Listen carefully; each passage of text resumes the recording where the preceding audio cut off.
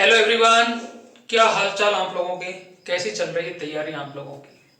तो देखो, आज जो अपन स्टार्ट करेंगे, वेरी वेरी इंपॉर्टेंट, मोल अवधारणा। क्या चैप्टर स्टार्ट करने वाले हैं? मोल अवधारणा। इससे एक ना एक क्वेश्चन आपको पेपर में देखने को जरूर से जरूर मिलने वाला है, क्योंकि ये ऐसा कॉन्सेप्ट है जहां से हर बार किसी ना किसी एग्जाम में एक क्वेश्चन पूछा जाता है। देखो, इसका जो मोल है, इसका अपन को जो चैप्टर दे रखा है, ये क्लास 9th की जो साइंस वाली बुक दे रखी है उसमें दे रखा है। और फिर जो इसका ब्रॉड रूप है वो अपने 11th क्लास की एनसीईआरटी केमिस्ट्री की में दे रखा है। तो अपन पढ़ेंगे इसको 9th के हिसाब से। 11th और 12th के हिसाब से अगर देखोगे आप, तो ये वेरी वेरी इंपॉर्टेंट कॉन्सेप्ट है। फिजिकल केमिस्ट्री का नीम बोल दो इसको। जैसे मकान की जो नींव होती है ना, उसको मजबूत अपन इसलिए बनाते हैं ताकि मकान मजबूत बने।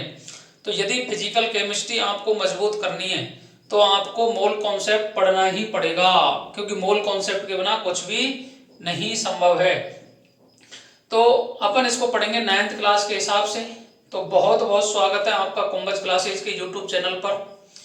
चैनल को लाइक कर लें, सब्सक्राइब कर दें, और जो भी साथी रीट की तैयारी कर रहे हैं उनके लिए इसको शेयर भी कर दें, ताकि वह जो जितनी भी इंफॉर्मेटिव क्लासेज हैं केमिस्ट्री से रिलेवेंट, उन सभी का फायदा उठा सके। और जो अपना प्री रीट होने वाला है, इसमें कम से कम 8 से 9 क्वेश्चन पूछे जाएंगे, जिनको वह आसानी से क्या कर दे, सॉल्व कर दे। तो सबसे पहले आज अपन बात करेंगे मोल कॉन्सेप्ट की। इसको बोलते हैं मोल अवधारणा। तो समझना है मोल अवधारणा क्या है। तो बेसिकली यह एक गणित का चैप्टर है मोल। इसका केमिस्ट्री में या फिजिक्स में कोई मतलब नहीं है, लेकिन मैथ का है तो अपने सिलेबस में दे रखा है। तो देखो, गणितीय गणना होती है मोल में। तो जैसे आपको पता है, दर्जन का मतलब कितना होता है बताओ? 12 होता है क्या? इसी तरीके से ओवर का मतलब क्या होता है? 6 बॉल होते हैं क्या? बोलो। इसके बाद में यदि मैं बोलूं वर्ष का मतलब क्या होता है? 12 महीने होते हैं क्या? तो इस तरीके से अपन को समझना है कि जो मोल है यह पदार्थ की मात्रा को बताता है। तो सबसे पहले हेडिंग डालेंगे अपन मोल अवधारणा। क्या है टॉपिक अपना आज का? मोल अवधारणा।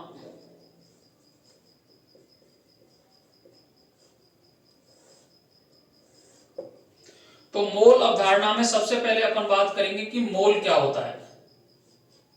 तो मोल क्या होता है बताओ? मोल किसको बताता है? तो देखो, पहले पहले लिख देंगे कि मोल किसको बताता है बताओ? मोल बताता है पदार्थ की मात्रा को। किसको बताता है? पदार्थ की मात्रा।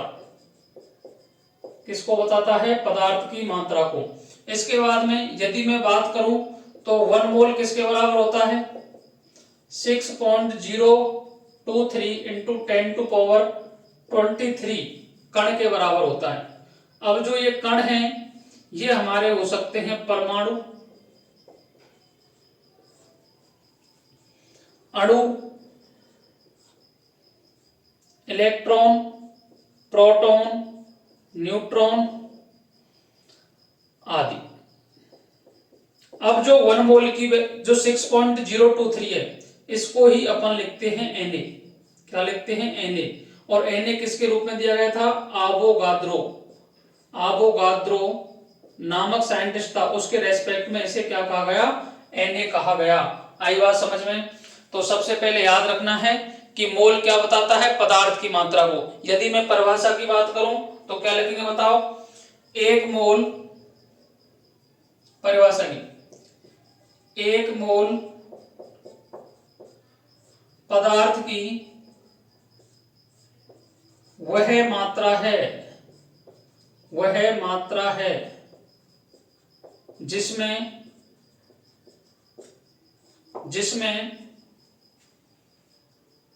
उतने ही कण होते हैं, जिसमें उतने ही कण होते हैं।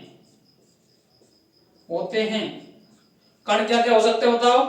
परमाणु, अणु, इलेक्ट्रॉन, प्रोटॉन और न्यूट्रॉन। एक मोल पदार्थ की वह मात्रा है जिसमें उतने ही कण होते हैं जितने की कार्बन 12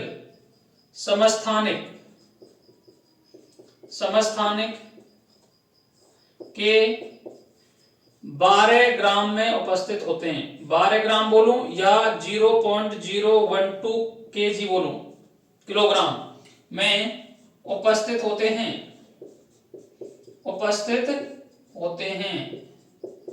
आई बात समझ में? तो आपको याद रखना है कि एक मोल पदार्थ की वह मात्रा होती है जितने की कार्बन 12 के, जो कार्बन 12 आइसोटोप है उसके 12 ग्राम में होती है। उसे क्या कहते हैं अपन? 1 मोल कहते हैं। डेफिनेशन कहीं भी नहीं पूछी जाएगी आपको, लेकिन आपको यह याद रखना है 1 मोल किसके बराबर होता है बताओ? 6.023 इंटू 10⁻23 कण के बराबर होता है। इसके बाद में अपन बात करते हैं कि मोल किस तरीके से निकालते हैं।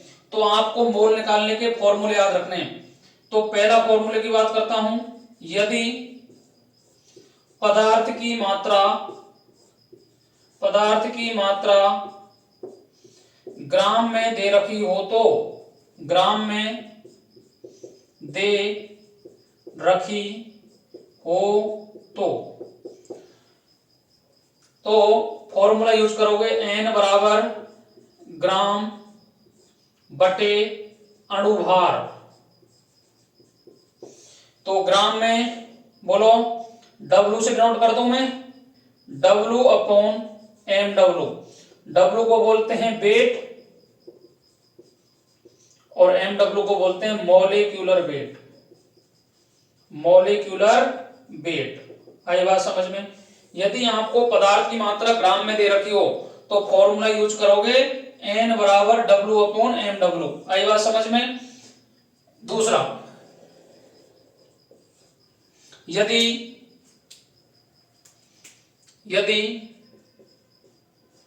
पदार्थ की मात्रा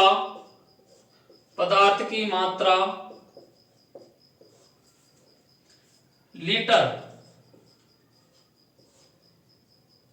या मिलीलीटर में दे रखी हो तो फिर कौन सा फॉर्मूला यूज करोगे आप? तो फिर यूज करते हैं अपन n बराबर b अपॉन 22.4। जो वॉल्यूम है, ये आयतन, जो आयतन है, यदि यह लीटर में दे रखा है, आयतन लीटर में दे रखा है तो कौन सा फॉर्मूला यूज करोगे? ये वाला। यदि आयतन मिलीलीटर में दे रखा है, तो जो फॉर्मूला यूज करोगे आप n बराबर b अपॉन 22,400 और ये लिखोगे ml में। आई बात समझ में? और ये किस में है? लीटर में। किसी को कोई परेशानी? बोलो। यदि तीसरे फॉर्मूले की बात करूं मैं, यदि कणों की संख्या दे रखी हो तो, कणों की संख्या दे रखी हो तो n बराबर यूज करोगे n अपॉन Na, या यूज करोगे n क्या है बताओ? यहां कणों की संख्या अपॉन आवोगाद्रो नंबर क्या है बताओ? 6.023 इंटू 23। आई बात समझ में? कौन सा फॉर्मूला यूज करोगे? 6.023 इंटू 10⁻23। आई बात समझ में? किसी को कोई परेशानी समस्या हो तो बताओ। कौन कौन से फॉर्मूले यूज करेंगे दिख रहा है आप लोगों को? बोलो। इस तरीके से अपन क्या यूज करते हैं? मोल निकालने के फॉर्मूलों को यूज करते हैं। एक बात याद रखना है, वेरी वेरी इंपॉर्टेंट, करके लिख लो। जिस तरीके से ये फॉर्मूले हैं, ये तीनों फॉर्मूले आपस में भी क्या हैं? बराबर हैं। W अपॉन mw बराबर है b अपॉन 22.4 के बराबर है n/Na के। तीनों फॉर्मूले क्या हैं, आपस में बराबर हैं। अर्थात यदि आपको कोई भी क्वेश्चन में W की वैल्यू दे रखी है, mW आप खुद निकालोगे तो आप वॉल्यूम फाइंड कर सकते हो। यदि वॉल्यूम दे रखा है तो कणों की संख्या फाइंड कर सकते हो, कणों की संख्या दे रखी है तो वेट फाइंड कर सकते हो। वेरी वेरी इंपॉर्टेंट है ये रिलेशन क्या है, वेरी वेरी इंपॉर्टेंट है। अब देखो इसमें जो काम की बातें हैं, 22.4 लीटर जो होता है, किसी वॉल्यूम जो आयतन होता है ये एसटीपी पर होता है। किस पे होता है, STP, standard temperature and pressure, मानक ताप और दाब पर। कितना होता है, 22.4। यदि एमएल में दे रखी है तो 22,400, और यदि कणों की संख्या दे रखी है तो कौन सा फॉर्मूला यूज करोगे, ये वाला फॉर्मूला यूज करोगे। आई बात समझ में, किसी को कोई परेशानी। अब देखो इसमें काम की बात आती है कि अपन सबसे पहले परमाणु द्रव्यमान कैसे निकालते हैं। परमाणु भार और आणविक द्रव्यमान या आणविक भार ये निकालना अपने को आना चाहिए। तो पहले ये समझेंगे अपन कि अपन परमाणु भार कैसे निकालते हैं। तो देखिएगा,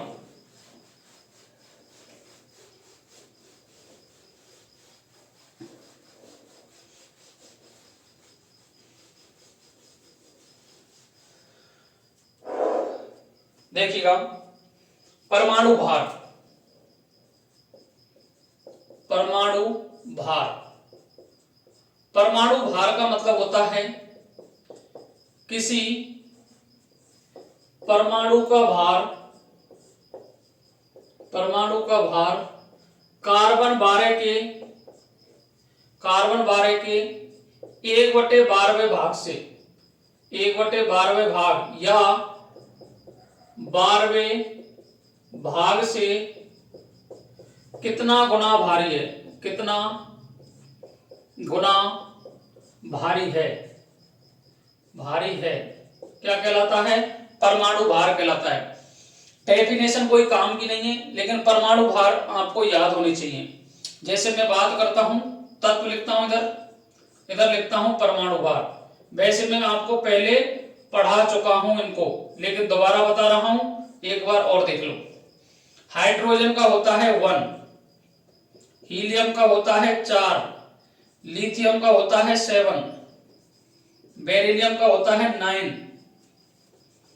बोरॉन का होता है 11, 10.8 होता है, ठीक है। कार्बन का 12, नाइट्रोजन का 14, ऑक्सीजन का 16, फ्लोरीन का 19, नियोन का 20, सोडियम का 23, मैग्नीशियम का 24,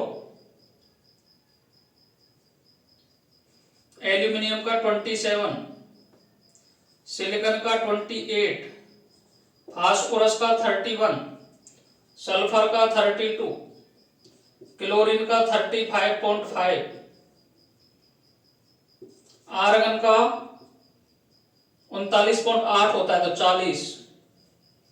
इसके बाद में पोटेशियम का 39 और कैल्शियम का कितना होता है 40। आई बात समझ में। इसके बाद में आयोडीन का 127, जिंक का 65, कॉपर का 63.5। इसके बाद में Ag का 107 और ब्रोमीन का होता है 79 के करीब, तो 80 मान लो, 80। उसके बाद में ये हो गया, जिंक हो गया, ये हो गया, ठीक है। आयरन का 56। तो इस तरीके से आपको इनके क्या होने चाहिए, परमाणु भार सभी के याद होने चाहिए। और ये है एएमयू में, किसमें है, एएमयू में। आई बात समझ में, किसी कोई परेशानी। अब नेक्स्ट में बात करता हूं आणविक द्रव्यमान की। किसकी बात करते हैं, आणविक द्रव्यमान की।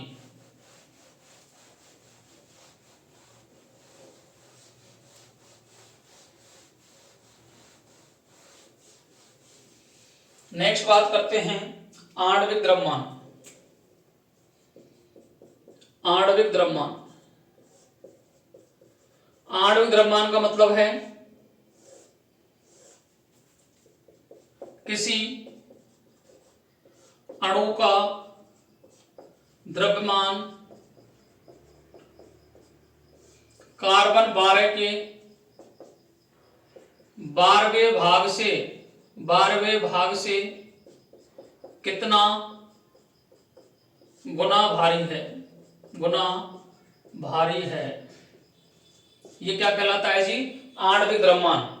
जैसे आणविक द्रव्यमान आपको निकालना है तो लिख लो, ट्रिक लिख लो इसकी। ट्रिक क्या है? ट्रिक किसी यौगिक में उपस्थित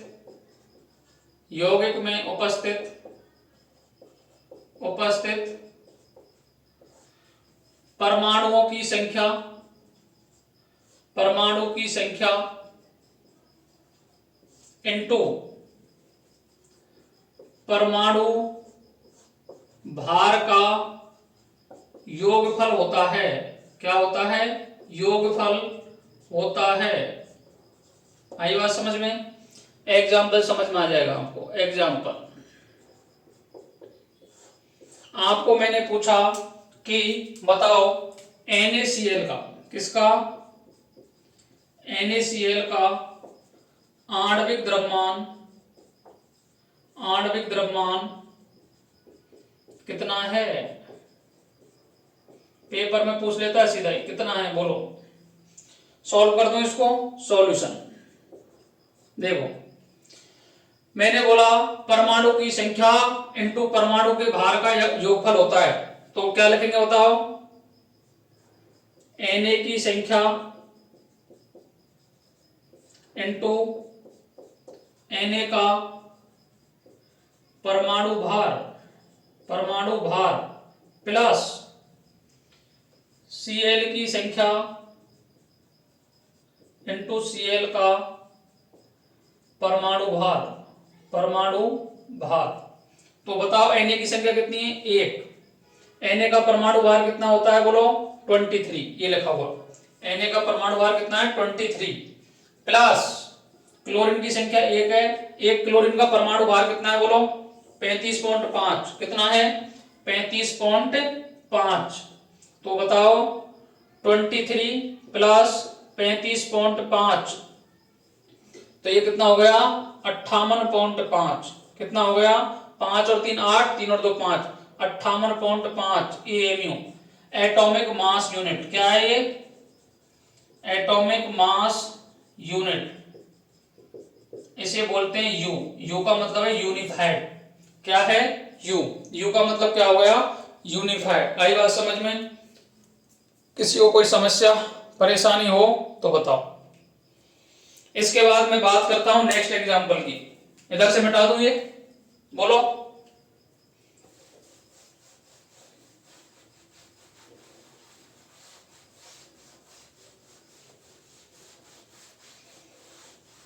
नेक्स्ट एग्जाम्पल की बात करता हूं मैं। आपको पूछ लेगा पेपर में, बोलो भैया एग्जाम्पल नंबर 2। 5 एग्जाम्पल कराऊंगा, 5 से समझ जाना। C6H12O6 का आणविक द्रव्यमान कितना होगा? Na2SO4 का आणविक द्रव्यमान कितना होगा? NaOH का आणविक द्रव्यमान कितना होगा?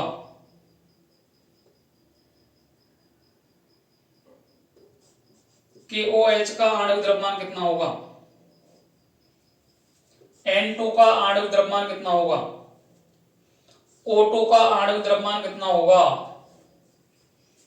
ठीक है, और लिख लेते हैं एग्जाम्पल। एग्जाम्पल से ही समझ में आने वाला है आणविक द्रव्यमान।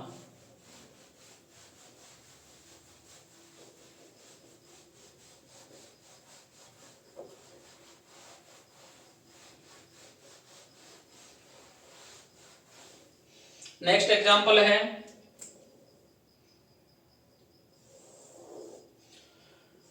HNO3 का आणविक द्रव्यमान कितना है? KNO3 का आणविक द्रव्यमान कितना है? Ki का आणविक द्रव्यमान कितना है? C12H22O11 का आणविक द्रव्यमान कितना है? इसके बाद में SO2 का आणविक द्रव्यमान कितना है, SO3 का आणविक द्रव्यमान कितना है। इतने एग्जाम्पल से आपको क्लियरिटी आ जाएगी। एक बार लिख लो इनको, बोलो, लिख लीजिएगा एक बार। देखो मोल कॉन्सेप्ट से एक ना एक क्वेश्चन तो आपको पूछा जाएगा, तो आणविक द्रव्यमान से पूछ सकता है। बोलो, किसी को कोई परेशानी समस्या हो तो बताओ।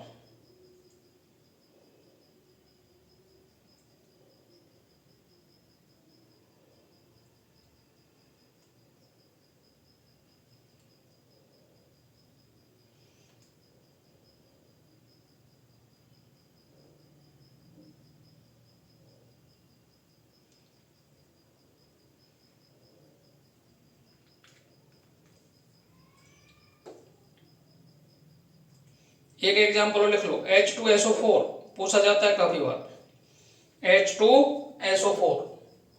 और क्या एग्जाम्पल है बताओ, H2SO4, H3PO4, H3PO3, H3PO2। इन सभी के आणविक द्रव्यमान अपने को फाइंड करने हैं। फॉर्मूला मैंने बता दिया था आपको, बोलो फॉर्मूला। आणविक द्रव्यमान को बोलते हैं मॉलिक्यूलर वेट बराबर परमाणु की संख्या इनटू परमाणु भार, परमाणु भार ये होता है मॉलिक्यूलर वेट। सभी को ऐड करते जाओ, एक से ज्यादा हो तो इस तरीके से।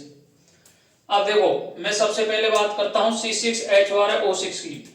तो बोलो कार्बन संख्या 6, एक कार्बन संख्या 6 और कार्बन कितने हैं, बोलो 6 हैं।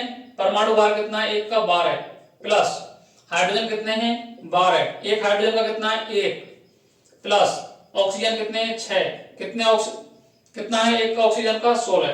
करो भैया 72 12 प्लस 96 कितना आ गया 180 AMU। किसी को कोई परेशानी, निकाल लोगे ऐसे। Na2SO4, Na कितने बताओ 2, तो 2 × 23, एक सोडियम का कितना है 23 प्लस सल्फर कितना है 1, तो 1 × 32 प्लस ऑक्सीजन कितने हैं 4, एक का कितना है 16। तो बोलो 46 32 प्लस 64, तो 4 और 2 6, 6 और 6 12, 6 और 2 8 4 12, 7 3 10 और 4 14, 142। अपने स्तर पे भी गणना करते चलें। 60 और 40 100, 100 110, 110 और 32 कितने हो गए 142 AMU। आई बात समझ में। नेक्स्ट NaOH, 1 × 23 प्लस एक ऑक्सीजन है 1 × 16 प्लस 1 × 1, 23 प्लस 16 प्लस 1 17, 17 और 3 20, 20 और 20 देखो 23 23, ये 40 आ रहा है, इसका कितना आ रहा है 40 AMU। आई बात समझ में, किसी को कोई परेशानी। अब देखो KOH का 1 × 39 प्लस 1 × 16 प्लस 1 × 1, 39 प्लस 16 प्लस 1, तो ये 40 40 ये कितना हो गया 56 AMU। 39 40 40 50 56 AMU।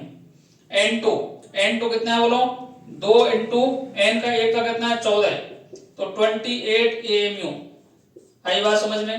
O2 2 × 16 कितना हो गया बताओ 32 AMU। किसी को कोई परेशानी हो तो बताओ। फॉर्मूला याद रखना है, आसानी से कर जाओगे, किसी को कोई भी परेशानी नहीं आने वाली है। समझे या नहीं समझे। नेक्स्ट बात कर लो HNO3, 1 × 1 plus 1 × 14 plus 3 × 16, 1 plus 14 plus 48, तो देखो 48 52 62 62 63 कितना आ गया 63 AMU। KNO3 की 1 × 39 प्लस 1 × 14 प्लस 3 × 16, 39 प्लस 14 प्लस 48। 48 और 4 52, 52 62, 62 और 30 92, 92 और 9 101 एएमयू। अपने स्तर पे भी गणना कर सकते हो। देखो 40 40 50 50 50 और 50 100 100 और 1 101, यही आ रहा है क्या? देखो गणना अपने स्तर पे भी करेंगे आप। के आई 1 इंटू 39 प्लस 1 इंटू 127, ऐड करो 9 और 7 16, 3 और 2 5, 5 और 1 6, 166 एएमयू।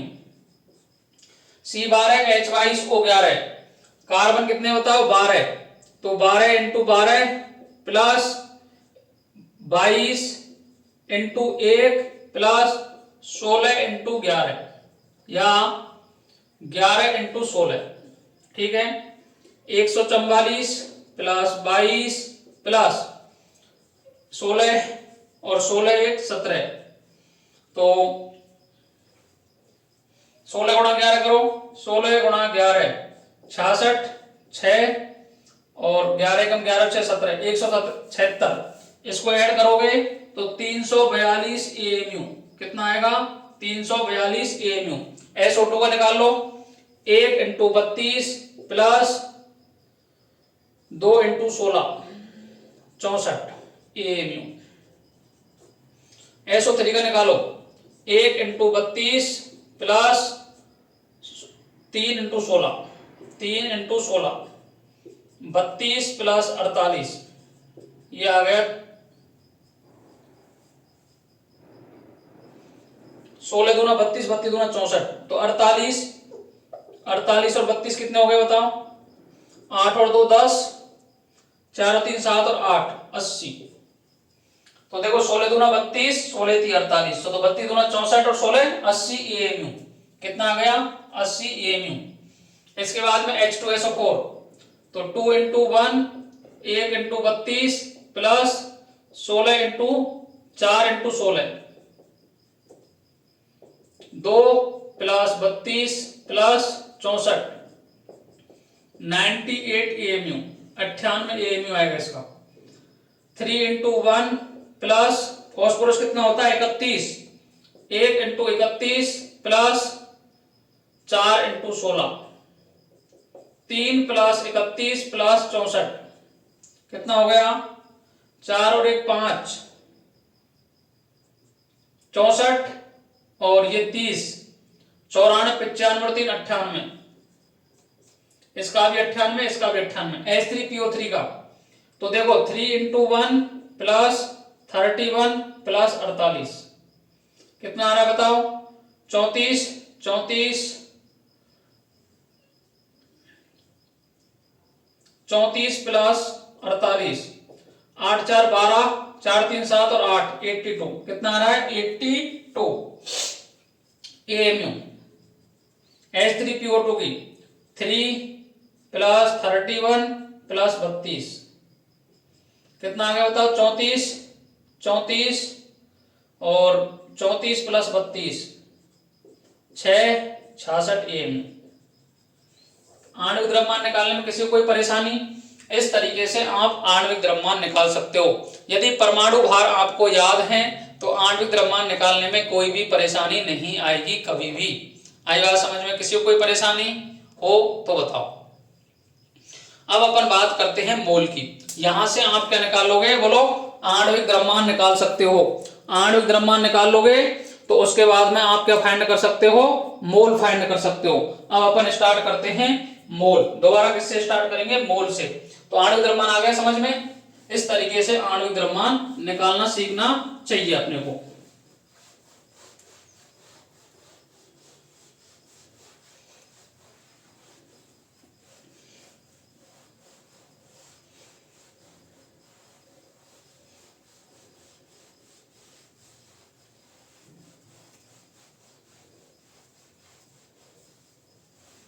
अब देखिएगा क्वेश्चन। क्वेश्चन के बाद में आपको याद होनी चाहिए परमाणुकता। परमाणुकता और बता देता हूं एक बार। परमाणुकता का मतलब है परमाणुओं की संख्या, परमाणुओं की संख्या। जैसे आपको इधर दे देगा तत्व और आपको बतानी है परमाणुकता।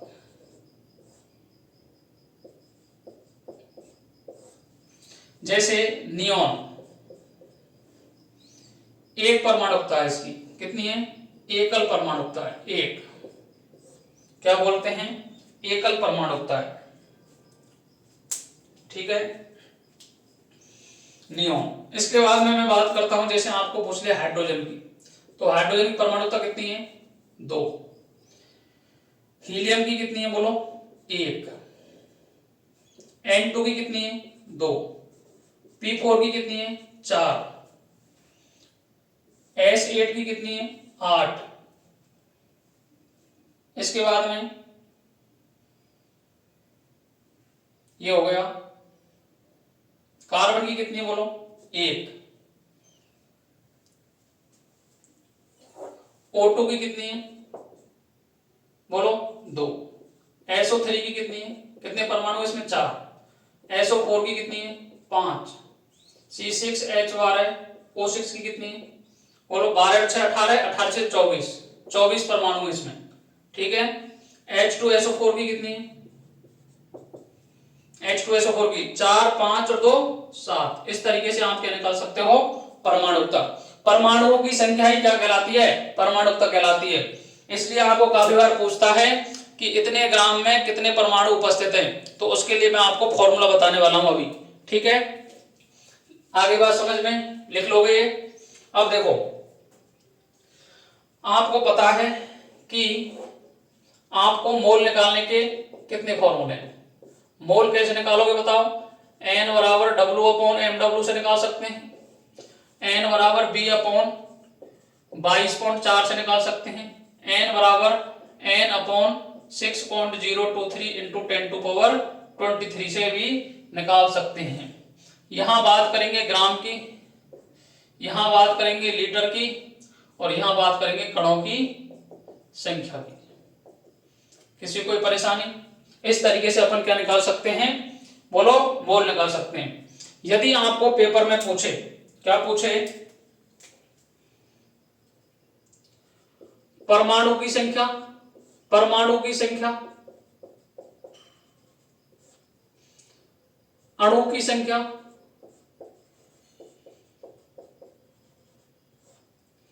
इलेक्ट्रॉन की संख्या, प्रोटॉन की संख्या, न्यूट्रॉन की संख्या,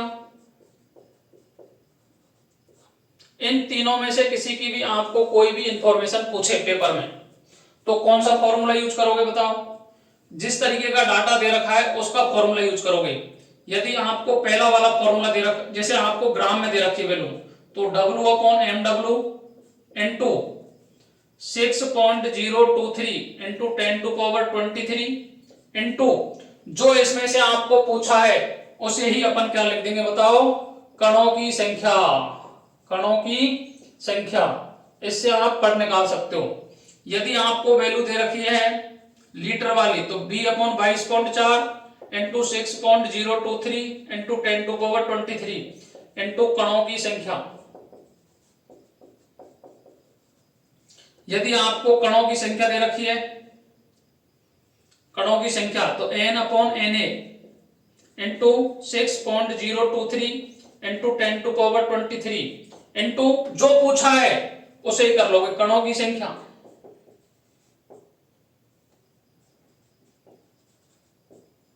ठीक है।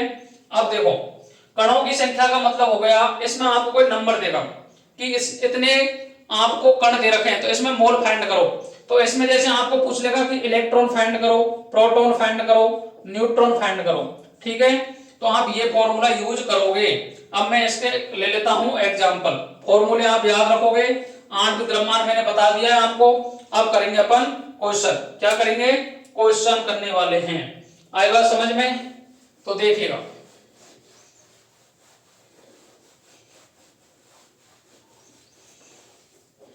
मैं सबसे पहला क्वेश्चन लेता हूं।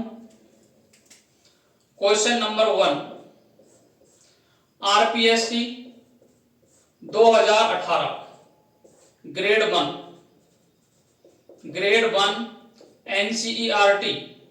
NCERT क्लास 9th का सीधा सीधा एग्जाम्पल उठाया था। क्या क्वेश्चन था समझो। क्वेश्चन दे रखा था 52 ग्राम हीलियम में मोल ज्ञात करो। आई बात समझ में। 52 ग्राम हीलियम में मोल ज्ञात करो। तो मैंने आपको बताया कि क्या दे रखा है, ग्राम। तो ग्राम वाला ही फॉर्मूला यूज करोगे, क्या करोगे, यूज करोगे। तो N बराबर M upon W upon MW। क्या यही फॉर्मूला है कि ग्राम वाला? बोलो जी। हाँ जी यही है। कितना दे रखा है बोलो? W बराबर 52 ग्राम दे रखा है। क्या दे रखा है? 52 ग्राम। क्या हीलियम का मॉलिक्यूलर वेट पता है? क्या आपको पता है? ये याद रखना है, 4 ग्राम मोल इनवर्स। ठीक है। अब देखो आप पूछोगे सर वहां आपने एमयू में यूनिट लिखी थी, यहां किसमें लिख रहे हो? मोल में। तो देखो समझो, N बराबर होता है मोल। N बराबर क्या होता है? मोल। और ये वैल्यू दे रखी है ग्राम में, तो इसे ग्राम मोलर मास भी कहते हैं। इसे क्या कहते हैं? मोलर मास भी कहते हैं। MW को मोलर मास भी नाम है यहाँ इसका, मोलर मास को बोलते हैं मोलर द्रव्यमान। ठीक है। अब इसकी यूनिट निकालनी मेरे को, तो बोलो MW को मैं इधर ले जाऊं तो इसको नीचे ले आऊंगा, तो ग्राम ये क्या हो गया एक्चुअल में? W अपॉन N हो गया क्या?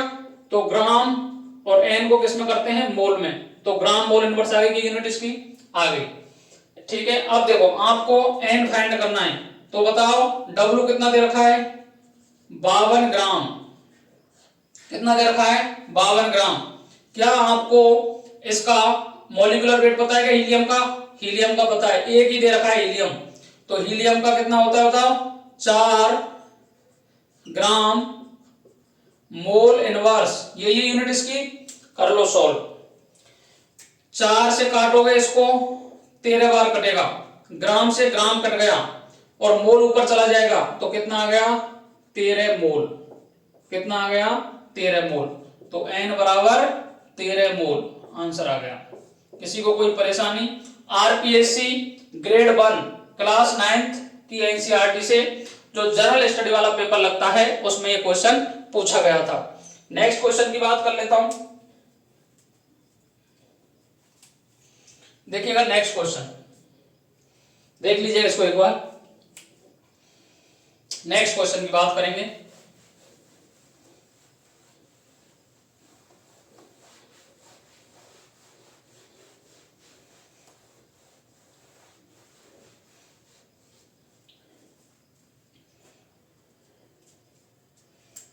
Question number 2।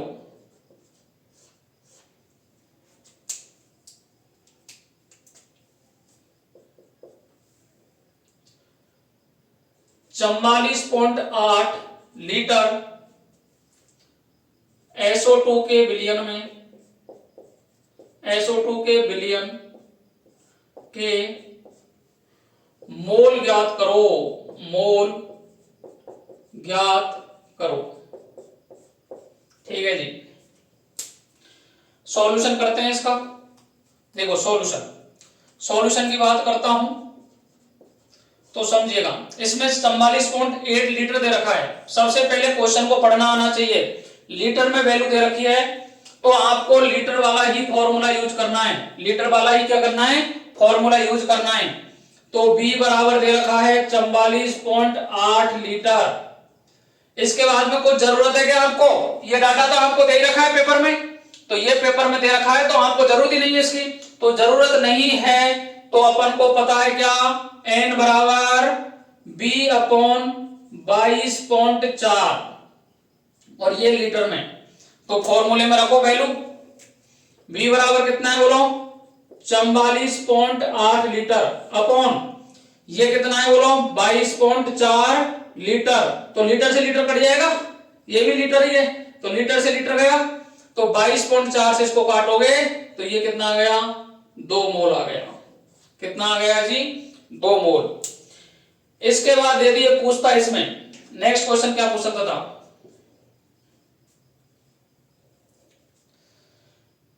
44.8 ग्राम 44.8 लीटर SO2 के विलयन में, SO2 के विलयन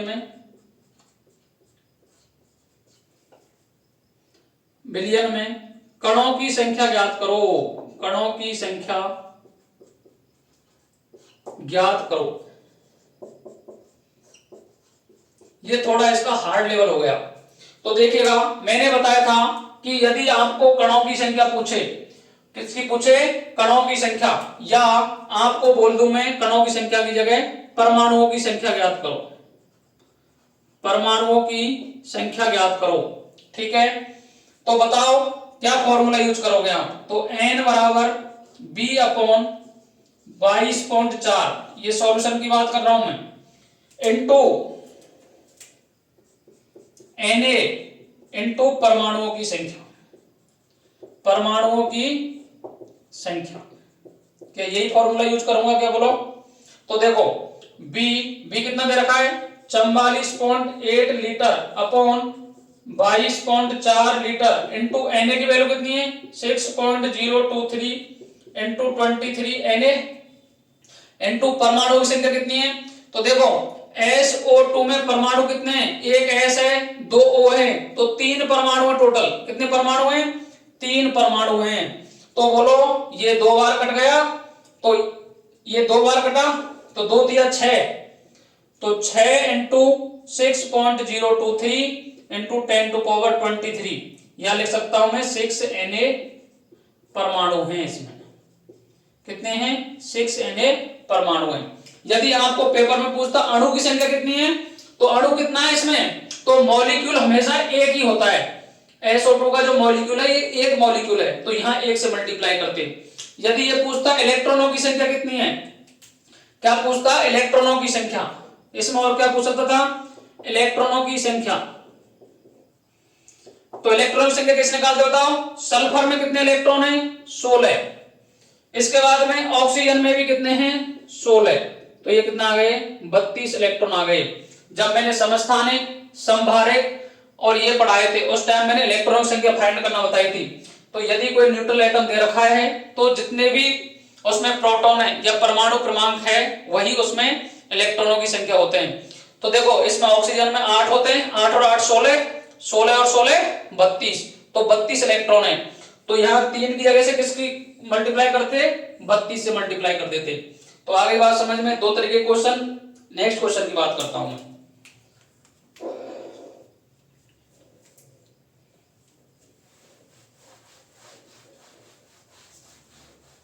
नेक्स्ट क्वेश्चन की अपन बात करेंगे,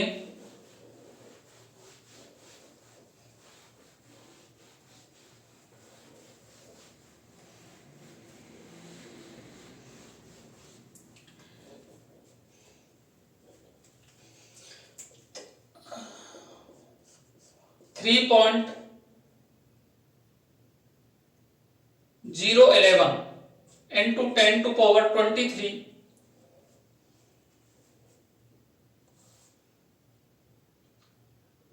3.011 इंटू 10⁻23 N2 के कणों की N2 के कणों की संख्या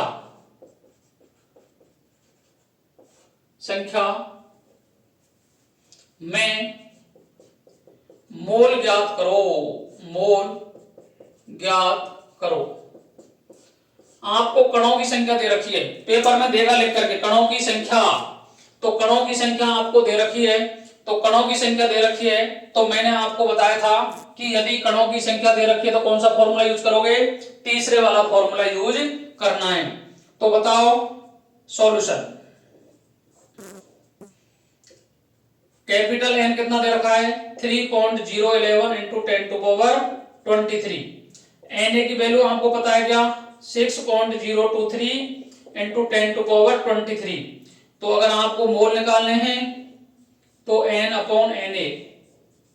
n कितना है बोलो 3.011 इंटू 10⁻23 अपॉन n कितना है 6.023 इंटू 10⁻23। 23 से 23 कट गया, इससे ये 2 बार कट गया, तो ये आ गए 1/2 या 0.5 मोल। आई बात समझ में? तीनों फॉर्मूलों के क्वेश्चन आपको पेपर में पूछे जाएंगे, एक ना एक क्वेश्चन आपको पेपर में देखने को मिलेगा, किस तरीके से सॉल्व करना है। अब देखिएगा last question very very important, जो रिलेशन का क्वेश्चन है इनका, वो भी मैं आपको करवा देता हूं। मिटा दूं इसको।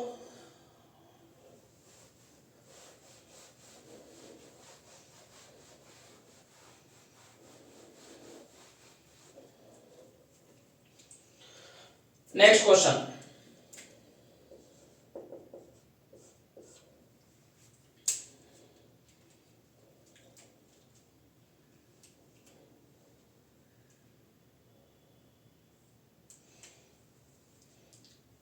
नेक्स्ट क्वेश्चन है 67.2 लीटर SO2 में कितने ग्राम उपस्थित होंगे? ग्राम उपस्थित होंगे, कितने ग्राम उपस्थित होंगे? सेट ये क्वेश्चन हो गया। बी क्वेश्चन क्या कह रहा है? 67.2 लीटर SO2 में कणों की संख्या ज्ञात करो। कणों की संख्या ज्ञात करो। तो समझिएगा सॉल्यूशन। देखो वेरी वेरी इंपॉर्टेंट क्वेश्चन है, अपन को आने चाहिए, क्योंकि अपन का जो मोल कॉन्सेप्ट है ये ऐसा कॉन्सेप्ट है जहां से क्वेश्चन पूछे ही जाते हैं।